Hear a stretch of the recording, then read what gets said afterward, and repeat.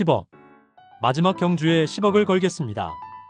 과천 경마장 VIP 라운지가 순간 정적에 빠졌습니다. 72세의 박정호 회장이 떨리는 손으로 통장을 내밀고 있었어요. 직원들은 믿을 수 없다는 표정으로 그를 바라봤죠. 회장님, 정말 괜찮으신 건가요? 단골 막권 판매원 김 과장이 걱정스럽게 물었습니다. 박정호는 경주로를 내려다보며 중얼거렸어요. 마지막이야. 정말 마지막이라고. 하지만 그때 뒤에서 들려온 목소리가 그의 심장을 멈추게 했습니다. 아버지. 박정호는 천천히 돌아봤어요. 그곳에는 35년간 한 번도 본 적 없는 아들이 서 있었습니다. 이 이야기는 과천 경마장에서 벌어진 실화를 바탕으로 각색한 이야기입니다. 토요일 오전 9시 강남 한복판의 초고층 펜트하우스. 박정호 회장은 거대한 유리창 너머로 서울 시내를 내려다보고 있었습니다. 72세, 여전히 꼿꼿한 자세를 유지하고 있었지만 그의 눈가에는 깊은 피로가 쌓여 있었어요. 회장님, 아침 식사 준비되었습니다. 가정부 김 여사가 조심스럽게 말했습니다. 됐어. 식욕이 없으니까 치워. 박정호는 쌀쌀하게 답했어요.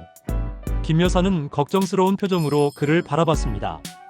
부인이 돌아가신 지 5년이 지났지만 회장님은 여전히 제대로 된 식사를 하지 않으셨거든요. 박정호는 서재로 향했어요. 책상 위에는 산더미 같은 서류들이 쌓여 있었지만 그의 시선은 서랍 속 깊이 숨겨둔 통장으로 향했습니다. 또 잃었구나. 어제 경마장에서 3억을 잃었어요. 지난 5년간 경마장에서 날려버린 돈이 벌써 50억을 넘어섰죠.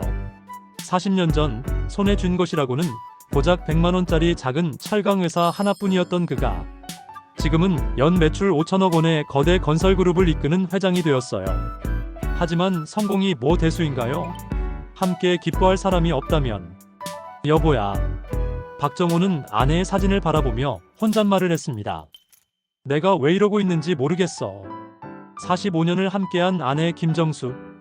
그녀가 세상을 떠난 후 박정호의 인생은 완전히 달라졌어요. 자식들은 모두 해외에 살고 있었고 가끔 안부 전화나 생일 축하 메시지만 보낼 뿐이었죠. 그때 비서실장 최상무가 노크를 했습니다. 회장님, 죄송합니다. 급한 보고가 있어서요. 뭔데?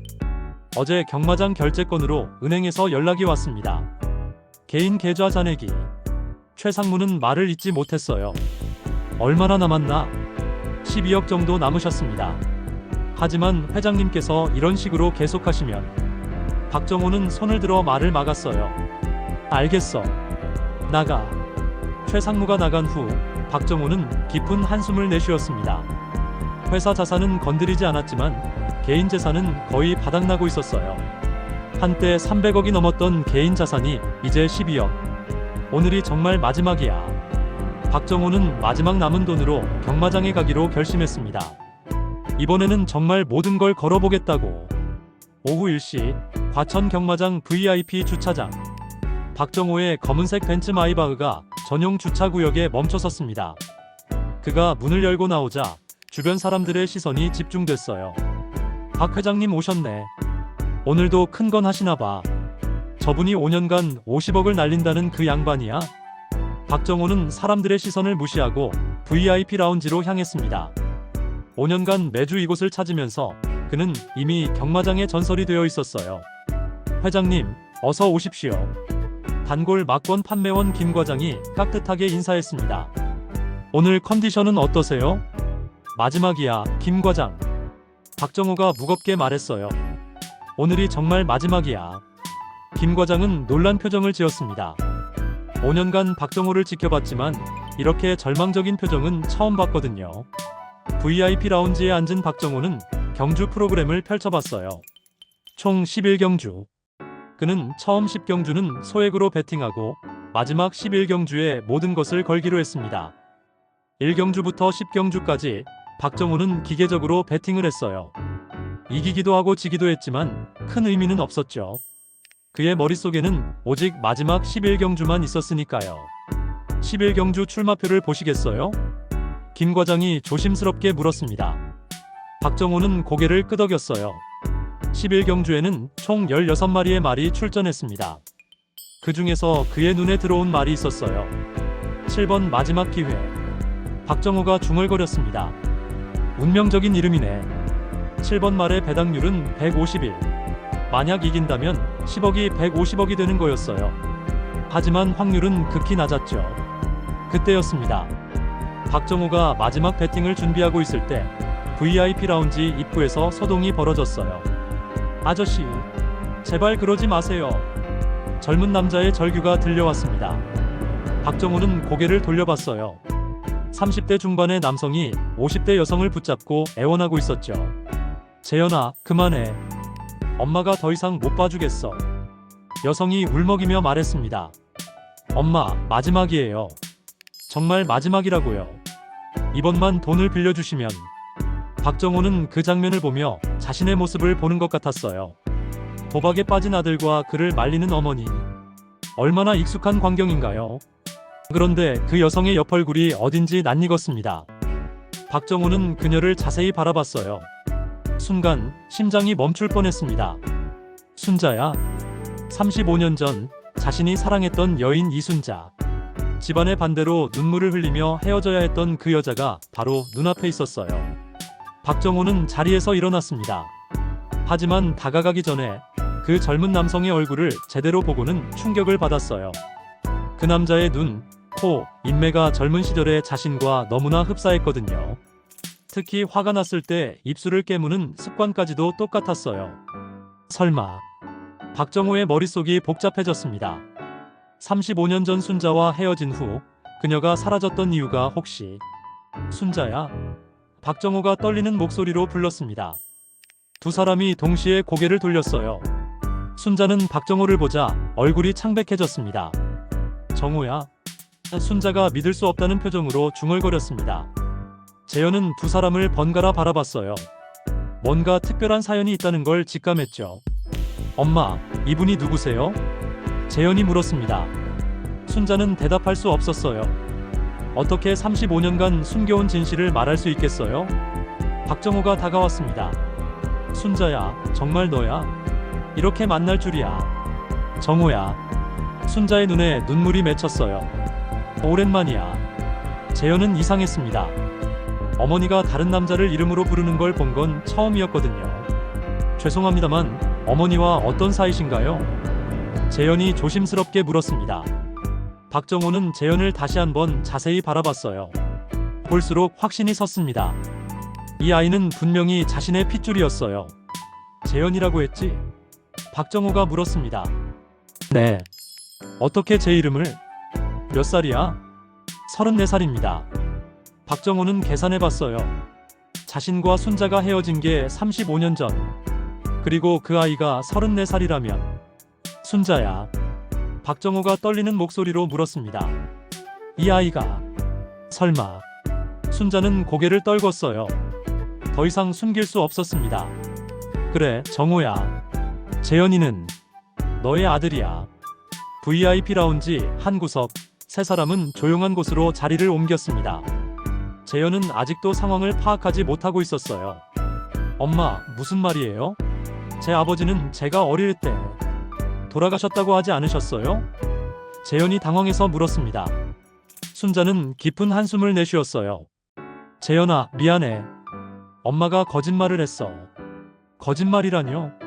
박정호가 재현의 어깨에 손을 올렸습니다. 재현아, 나는 너의 아버지야. 재현은 믿을 수 없다는 표정으로 박정호를 바라봤어요. 말도 안 돼요. 갑자기 무슨 35년 전 얘기를 해줄게. 순자가 눈물을 닦으며 말을 시작했어요. 그때 나는 대학생이었고 정호는 작은 회사를 운영하던 사업가였어. 우리는 정말 사랑했지. 박정호도 고개를 끄덕였어요. 하지만 내 아버지가 반대했어. 집안격이 다르다면서 정략 결혼을 강요했지. 그래서 우리는 헤어졌어.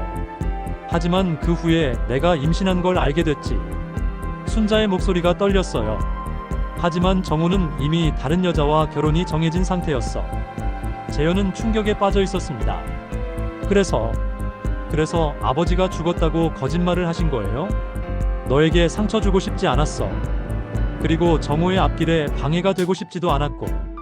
순자가 울먹였어요. 박정호는 순자의 손을 잡았습니다.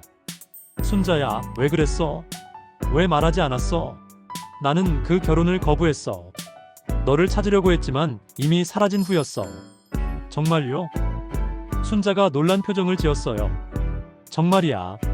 나는 결국 5년 후에 다른 여자와 결혼했지만 항상 너와 혹시 있을지 모르는 우리 아이를 생각했어. 재현은 복잡한 감정에 휩싸였습니다. 34년간 아버지 없이 살아왔는데 갑자기 아버지가 나타났다니.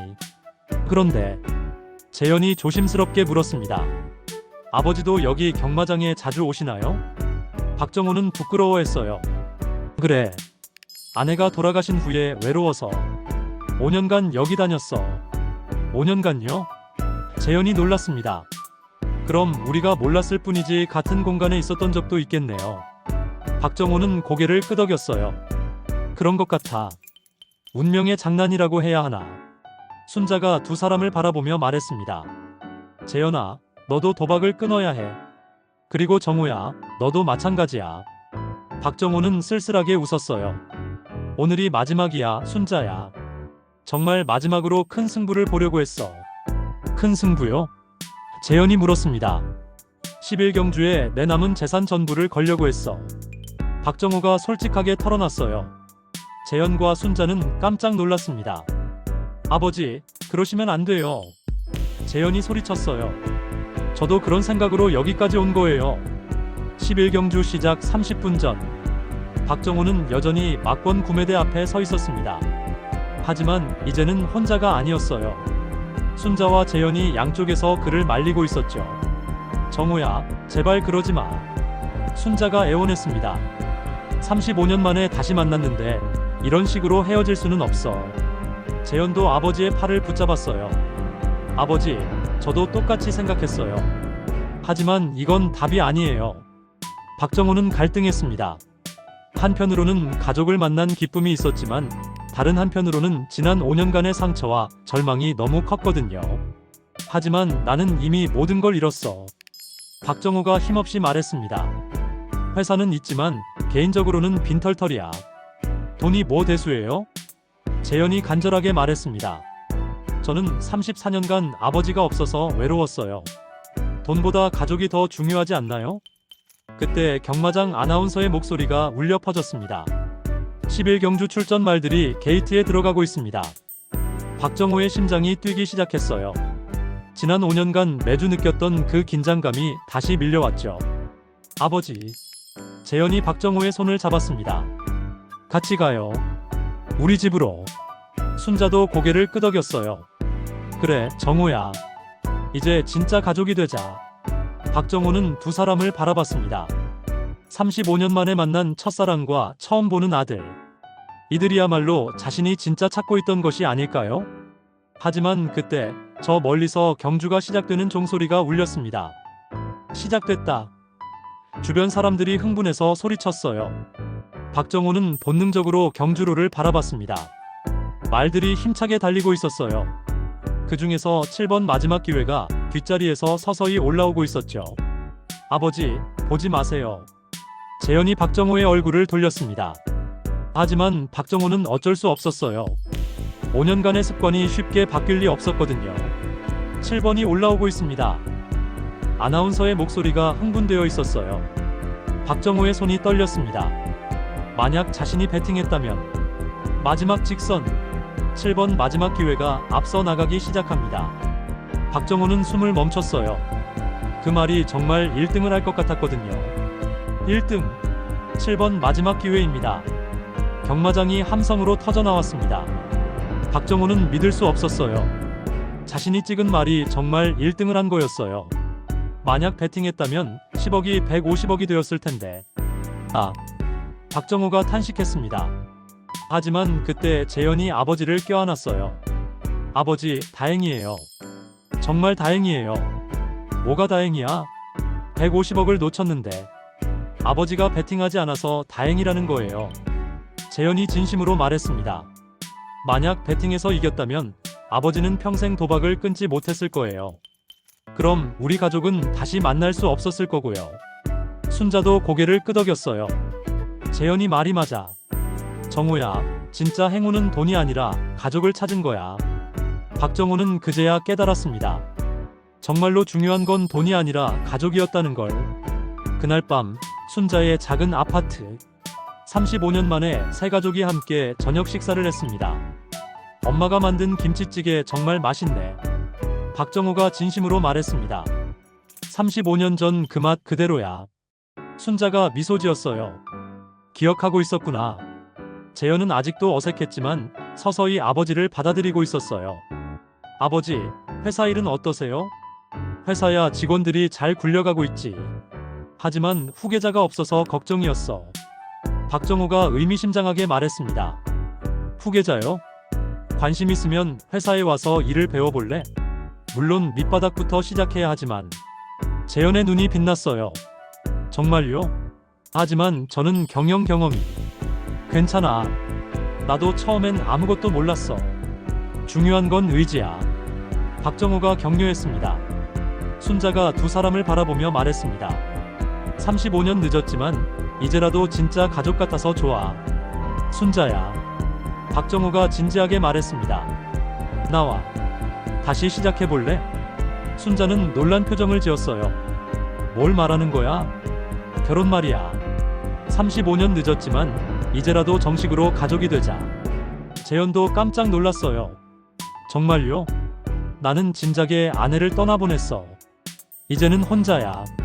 그리고 35년간 내 마음속에는 항상 순자가 있었어. 박정호가 고백했습니다. 순자의 눈에 눈물이 맺혔어요. 정호야. 대답 안 해도 돼. 시간을 가져. 하지만 내 마음은 변하지 않을 거야. 박정호가 부드럽게 말했습니다.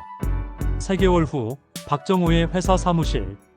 재현은 말단 사원으로 시작해서 열심히 일하고 있었어요. 처음엔 다른 직원들이 회장 아들이라고 특별 대우를 할까봐 걱정했지만 박정호는 엄격하게 관리했죠. 재현아, 이 계약서 다시 검토해봐. 박정호가 서류를 내밀었습니다. 네, 아버지. 아니, 회장님. 재현이 실수를 바로잡았어요. 회사에서는 아버지가 아닌 회장님이라고 부르기로 했거든요. 점심 먹고 와서 하면 돼. 어머니랑 약속 있다고 했지? 네. 어머니께서 답을 주신다고 하셔서. 재현이 미소 지었어요. 박정호도 긴장했어요. 오늘 순자가 프러포즈에 대한 답을 준다고 했거든요. 점심시간 한강공원. 35년 전 두 사람이 자주 데이트했던 그 장소에서 만났습니다. 정호야. 순자가 벤치에 앉으며 말했습니다. 3개월 동안 정말 많은 생각을 했어. 박정호는 긴장했어요. 그래서 결론은? 순자가 미소 지었어요. 좋아. 다시 시작하자. 박정호는 믿을 수 없었어요. 정말이야? 35년 늦었지만 이제라도 행복하게 살자. 재현이도 좋아할 거야. 순자가 박정호의 손을 잡았습니다. 박정호는 눈물이 날 뻔했어요. 35년 만에 꿈꿔왔던 일이 현실이 된 거였으니까요. 6개월 후 작은 교회에서 조촐한 결혼식이 열렸습니다. 박정호와 순자 그리고 재현. 세 사람의 특별한 가족이 공식적으로 탄생하는 순간이었어요. 35년을 기다렸습니다. 박정호가 순자에게 반지를 끼워주며 말했습니다. 이제 평생 함께 하겠습니다. 순자도 눈물을 흘리며 대답했어요. 나도 그래, 정호야. 늦었지만 진짜 행복하자. 재현은 양복을 차려입고 두 사람의 증인 역할을 했습니다. 34년간 아버지 없이 살아왔지만 이제는 완전한 가족이 된 기분이었어요. 결혼식이 끝난 후 세 사람은 함께 새로운 집으로 향했습니다. 박정호가 강남에 새로 마련한 아파트였어요. 너무 크지도 작지도 않은 세 가족이 살기에 딱 좋은 크기였죠. 1년 후 재현은 이제 회사에서 없어서는 안 될 중간 관리자가 되어 있었어요. 처음엔 회장 아들이라는 시선이 부담스러웠지만 실력으로 인정받으면서 자신감을 되찾았죠. 재현아, 신규 프로젝트 제안서 잘 봤어. 박정호가 사무실에서 말했습니다. 정말 창의적인 아이디어더라. 감사합니다, 회장님. 재현이 미소 지었어요. 아버지의 인정을 받는다는 게 이렇게 뿌듯한 일인지 몰랐거든요. 그때 비서가 들어왔어요. 회장님, 김 회장님께서 골프 약속을 잡으셨다고 하시는데요. 아, 그래. 알겠어. 박정호가 고개를 끄덕였습니다. 아버지, 골프 치세요? 재현이 궁금해했어요. 가끔 비즈니스 관계로 너도 배워볼래? 사업에 도움이 될 거야. 재현은 망설였어요. 사실 도박 대신 새로운 취미를 찾고 있었거든요. 좋아요. 배워보겠습니다. 어느 토요일 오후 박정호와 재현은 우연히 과천 경마장 근처를 지나게 되었어요. 재현이 운전을 하고 있었는데 신호대기 중에 경마장이 보였죠. 아버지. 재현이 조심스럽게 말했습니다. 가끔 그리워요. 경마장. 박정호는 경마장을 바라보며 생각에 잠겼어요. 전혀 그립지 않아. 오히려 왜 그렇게 살았나 싶어. 저도 마찬가지예요. 예전엔 이 길만 지나도 심장이 뛰었는데 이제는 아무 느낌이 없어요. 박정호가 아들의 어깨를 두드렸어요. 우리 둘 다 정말 바뀌었구나. 네. 가족이 있으니까 가능한 일인 것 같아요. 재현이 진심으로 말했습니다. 그때 박정호의 휴대폰이 울렸어요. 순자에서 온 전화였죠. 여보, 어디야? 저녁 준비됐어. 금방 갈게. 재현이랑 같이 가고 있어. 그래. 조심히 와. 박정호는 전화를 끊으며 미소 지었어요. 집에서 기다리는 사람이 있다는 게 이렇게 따뜻한 일인지 몰랐거든요. 2년 후 박정호는 재현에게 회사 경영권 일부를 이양했어요. 재현은 이제 완전히 신뢰할 수 있는 파트너가 되어 있었죠. 재현아, 이제 정말 내 후계자다. 박정호가 계약서에 서명하며 말했습니다. 아버지, 정말 괜찮으세요? 너무 이른 것 같은데. 아니야. 딱 좋은 타이밍이야. 나도 이제 순자와 더 많은 시간을 보내고 싶어. 재현은 감동했어요. 2년 전만 해도 도박에 빠져 인생을 망치고 있던 자신이 이제는 대기업의 후계자가 되었다니. 아버지, 정말 감사해요. 아버지를 만나지 못했다면 저는 지금쯤. 그런 생각하지 마. 우리는 운명적으로 만나게 되어 있었어. 박정호가 따뜻하게 말했습니다. 저녁 시간, 세 가족이 함께 모여 앉았어요. 순자가 정성스럽게 차린 저녁상을 받으며 박정호는 새삼 행복을 느꼈습니다. 여보, 재현이한테 말해줘. 순자가 미소 지으며 말했어요. 뭘요? 재현이 궁금해했어요. 박정호가 웃으며 말했습니다. 재현아, 너에게 동생이 생길 것 같아. 네. 재현이 깜짝 놀랐어요. 어머니가 임신하셨어. 박정호가 기쁘게 발표했습니다. 재현은 믿을 수 없었어요. 정말요? 35세에? 순자가 부끄러워하며 말했어요. 늦둥이지만 건강하게 태어날 거야. 재현은 두 사람을 껴안았어요. 축하해요. 정말 축하해요. 박정호는 가슴이 벅차올랐어요. 35년 늦게 찾은 가족이지만 이제는 더 완벽해지고 있었거든요. 9개월 후 산부인과 병실. 순자가 건강한 여자아이를 출산했습니다. 박정호는 73세에 다시 아버지가 된 거였어요. 이 이야기는 도박의 위험성과 함께 가족의 소중함을 다룬 작품입니다. 때로는 가장 큰 승리가 포기하는 것에서 나올 수 있다는 메시지를 담았습니다. 박정호처럼 늦었다고 생각될 때도 새로운 시작은 가능합니다. 중요한 건 진정으로 소중한 것이 무엇인지 깨닫는 것이죠.